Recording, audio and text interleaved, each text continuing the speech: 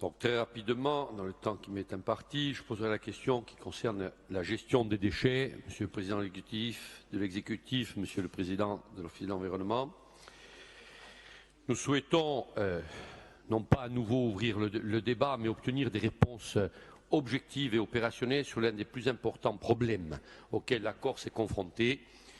Il y en a certes d'autres, mais celui de la gestion des déchets. Alors qu'en cette fin d'année 2019, le centre d'enfouissement de Prunelli n'accueille plus qu'une quantité limitée de déchets et qu'il manque 5000 tonnes à Vigianil pour assurer le traitement des déchets résiduels produits par les adhérents du Civadec, qu'allons-nous faire pour assurer la collecte et les conditions de salubrité dans nos territoires? Je crois que tous les chiffres sont connus, ont été dits, notamment par notre groupe. La majorité territoriale, l'exécutif ne les ignore pas. Nous nous sommes rencontrés à Corté. Madame la préfète, dans un langage de vérité, les a affichés. Nous étions tous d'accord, nous sommes conscients de la situation. Les chiffres sont là, ils sont têtus. Il y a des tonnes qui ne seront pas traitées, à savoir, il manque en 2019 10 000 tonnes, en 2020 il en manquera 80 000 et en 2021 au moins à minima 110 000. Aujourd'hui, malgré la volonté de la maîtrise publique des installations, il n'y a aucun projet public prêt à démarrer. Alors, qu'allons-nous faire et comment allons-nous financer l'excédent des déchets en 2020 et plus encore? Vous avez proposé 2 plans d'action.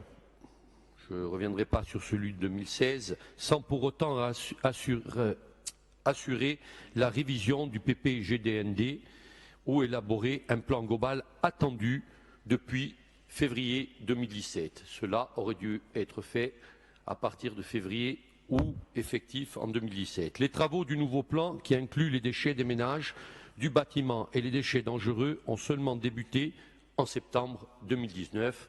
Nous commençons à peine l'ébauche. Nous souhaitons connaître avec précision les résultats régionaux obtenus par la mise en œuvre du premier plan d'action qui prenait exclusivement le porte-à-porte en s'opposant à toute autre solution. Nous souhaitons également connaître les résultats obtenus par la mise en œuvre de la seconde feuille de route d'octobre 2018, qui, reconnaissons-le, se voulait plus ouverte en incluant la réalisation de 2 unités de surtri à Ajaccio et à Bastia. Un pour le Grand Ajaccio, un pour le Grand Bastia. Réalisation qui pourrait être contrariée par le rejet de l'amendement à la loi Elan. Là aussi, encore une difficulté qui n'est peut-être pas de notre ressort, mais auquel nous devons faire face. Réalisation qui pourrait également être limitée par le refus de la mise en œuvre du CSR. Parce que si nous voulons trier et aller au maximum et avoir le taux le plus élevé, je crois qu'on ne peut pas s'y soustraire. Monsieur le Président, Messieurs les Présidents, nous constatons à ce jour que la requête de la préfète portant sur une proposition de nouveau vote sur le projet privé de Vigianil n'a pas fait l'objet d'une inscription à l'ordre du jour. Nous pensions très sincèrement à avoir à en débattre et à se positionner lors de cette session. Quels seront les partis pris dans le plan que vous élaborez sur les projets de Vigianil 2 et de Giuncaggio?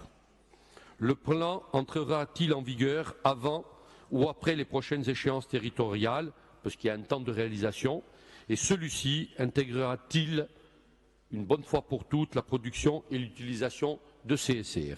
Monsieur le Président, ce sont des questions que l'ensemble des Corses se posent et attendent des réponses enfin claires et définitives. Je ne rentrerai pas, cette question ne se veut pas polémique et il ne s'agit pas ici de pointer la responsabilité des uns ou des autres, mais je crois qu'il est temps d'avoir des réponses claires. Je vous en remercie.